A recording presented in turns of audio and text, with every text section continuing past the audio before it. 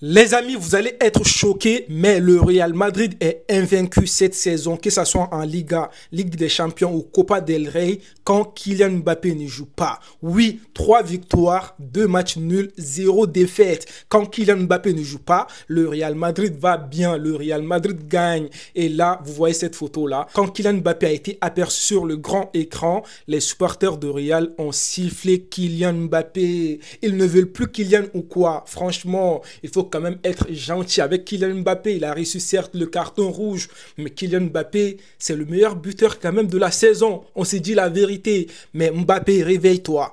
On a besoin de toi lors des grands matchs et tout. On a besoin de toi. Bon, je sais que c'est un champion. Il va se relever. Ça, ce n'est rien. Kylian Mbappé a un mental de champion. Merci beaucoup, Fede Valverde. Le Real a gagné contre Bilbao d'un score de 1-0. But de Fede Valverde dans les temps additionnels. Je vois des gens qui viennent dire que oui, hier, on a donné 8 minutes de temps additionnel au Barça. Aujourd'hui, on a donné 7 minutes de temps additionnel. Je tiens à rappeler quand même que le Real a marqué dans les 93e minutes, donc ça va. Ce n'est pas les 7 minutes de temps additionnel et tout, non. Fede Valverde, un but magnifique. Je ne sais pas si vous avez remarqué comme moi, mais dans ce match, moi j'ai vu un Real que je veux.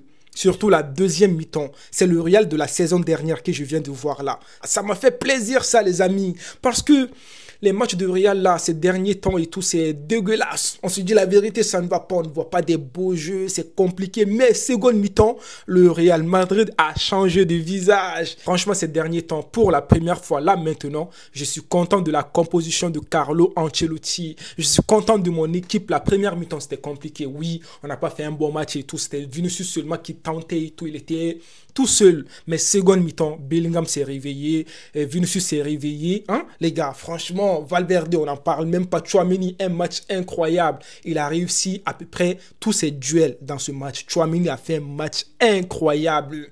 Modric aussi, ça va. Asensio, il est toujours là. Franchement, les gars, je suis content. On a gagné. C'était le match le plus important en quelque sorte. Si on avait perdu contre Bilbao, on pouvait dire adieu au titre de la Liga. Même match nul, c'était pas bien. C'était la victoire qu'on voulait. Fede Valverde, je répète, merci, merci. On va regarder le but de Fede Valverde, les amis. Monsieur Fede Valverde, c'est Monsieur Frappe. Mais c'est quoi ça, Fede Valverde? Vous voyez la frappe là?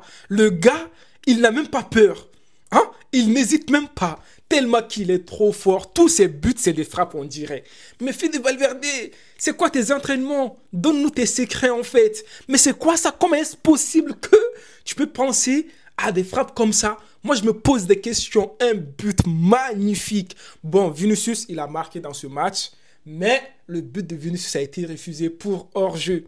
Parce que Hendrick, il était en position d'hors-jeu. On va regarder ça ensemble, les amis. J'étais content pour Vinicius parce qu'il a fait un match incroyable ce soir. Mais bon, sur son but, on a Hendrick quand même. Même si Hendrick n'a pas touché la balle, mais quand même, il a dérangé un peu, tu vois. Il a fait l'action de jeu.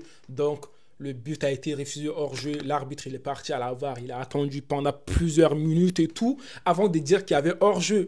Mais bon, il y avait hors-jeu, les gars. On a gagné, on est content. Maintenant, le classement. Je vous répète, les amis, la Liga n'est pas finie. La Liga n'est pas finie. Barça peut gagner la Ligue des Champions, même Copa del Rey. Mais la Liga, attention, les gars. Là, je commence à avoir un peu d'espoir. Voici donc le classement de la Liga. FC Barcelone, premier du classement avec 73 points. Le Real Madrid, 69 points. Atlético, 63. Oui, que 4 points d'écart. Je répète, 4 points d'écart. Si le Real gagne le Classico, ça sera 1 point d'écart. Et puis, imagine que Barça perd un match et tout, et que le Real gagne tous ses derniers matchs. Le Real peut devenir champion de la Liga. Ça, c'est mon souhait.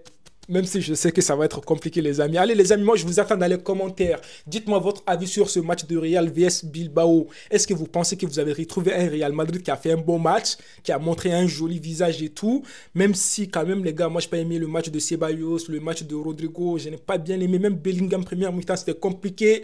Mais bon, on a gagné, c'est le plus important. On est deuxième de la Liga. Les amis, prenez tous soin de vous et la paix sur vous. À la Madrid, FC Barcelone. On n'a pas dit notre dernier mot. Peace, les amis.